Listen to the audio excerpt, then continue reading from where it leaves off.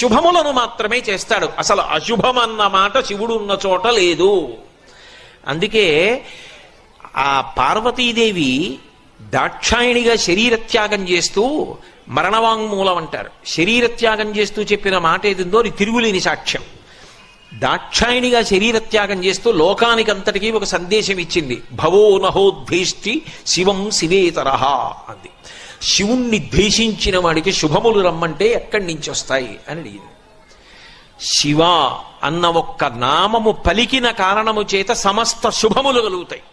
సదాశివోం, ఆయనంతా ఎల్లప్పుడూ ప్రశాంతముగా ఉండి మంగళములు చేసేటటువంటి వాడు లోకమునందు కానరాడు. అంత గొప్ప దైవస్వరూపం, అంతటి శాంతమూర్తి. అందుకే శంభో సురేంద్రనుత శంకర శూలపాణే చంద్రావతంస శివ శర్వ